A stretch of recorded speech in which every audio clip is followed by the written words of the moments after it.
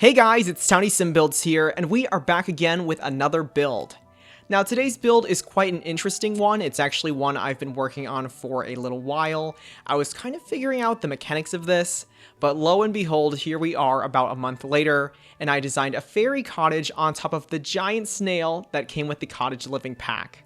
Now this build is super fun. It definitely has a magical quality about it. It's very Studio Ghibli inspired if you guys are familiar with those movies, and I'm super excited to share it with you all today. And with that said, let's head on over to the world of Windenburg and check out the lot. Alright guys, and here we are with a full view of the fairy cottage on top of the giant snail. As promised, we are in Windenburg, and I actually chose this lot on the large island that came with the world. I thought it was a really cool way to keep this fantastical lot in a sort of magical, secluded spot. And as a quick note, everything that you see here is fitting to the off-grid challenge, so if you guys like doing that challenge in The Sims, this lot is perfect for that. And as promised, we have our super giant snail. I saw this item in Cottage Living, and I know that Simmers have made different houses on top of the turtle that came with Island Living, but I thought, hey, you know, this snail is super cool. Let me see if I can build a little home on top of it, if you will. But as you guys saw, this is a look at the landscaping. I had so much fun doing this. Most of the items that you see are actually from the debug menu, mostly from the base game, Cottage Living, and the Realm of Magic pack, if I'm not mistaken. I thought this Island Living swing was kind of a nice little addition to the lot itself. Originally, I was going to do a garden, but I thought, hey, I think a nice swing set will do. Here's just a quick look at the house itself. It's a 3-story cottage, if I'm not mistaken, and it does have plenty of balcony space as well. But resituating the camera here, we will check out the lot in different forms of lighting. This is the afternoon view, going into the evening view, followed by the night view, which is probably one of my favorites with those little lanterns lit up, going back to the morning, and finally back to the afternoon, where we will take a look inside. So starting off our tour is of course the first floor of the build, and it was a incredibly narrow space. It was very hard to work with, you guys, but I divided the space the best I could. I created what essentially is a small mud room once you go in through the front door, and I figured, you know, if your Sims are gardening outside and they need to wash off, the bathroom is connected right there.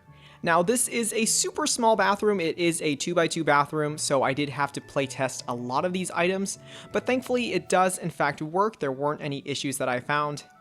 And moving up, we do enter the main room of the build.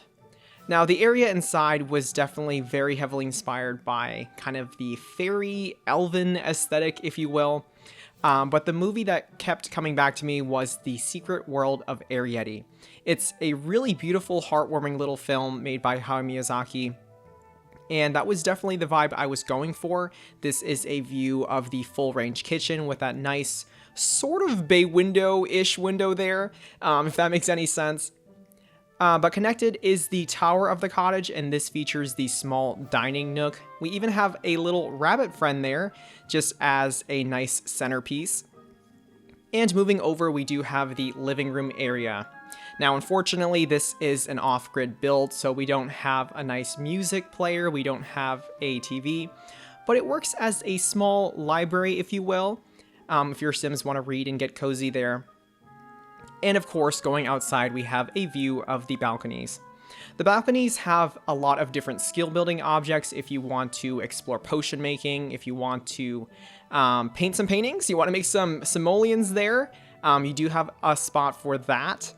And of course, we have the other smaller balcony, but we do have a woodworking station there, along with some planter boxes as well. So it pretty much offers a lot of ways to make a living off-grid. Closing out the build is, of course, the third floor, and this is the one master bedroom. This bedroom was a lot of fun to design. I used a lot of the objects from the Island Living pack, which surprisingly fit well with the theme. I really loved the canopy bed here.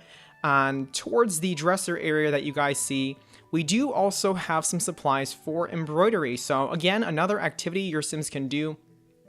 And just for realism's sake, I did include some clutter there next to the staircase as well. So looking at the lot specs as a whole, this lot is in fact a 20 by 20 lot, so it's super small and very easy to fit into a variety of different Sims 4 worlds. The lot type is of course set to residential, so if you have a spellcaster sim, perhaps even a fairy couple, or even just a more eccentric sim who wants to live out in the woods on their own, this is definitely the perfect lot to do so. Now in terms of packs, we only use 3 packs this time. This build obviously incorporates base game, but it also uses content from Island Living, Cottage Living, and the Realm of Magic pack. Alright guys, and that is a wrap on the fairy cottage on a giant snail. I really hope you guys enjoyed this whimsical, fantastical lot, and do include it in your game. As always, let me know in the comments what you think of this lot, and if you do enjoy magical builds, if you do enjoy builds made for the off-grid challenge within The Sims, definitely let me know as well. I love hearing all of your thoughts and feedback. And with that, this has been 𝗧𝗛𝗓𝗏𝗧𝗏𝗏𝗏, signing off. Thank you so much for watching, guys.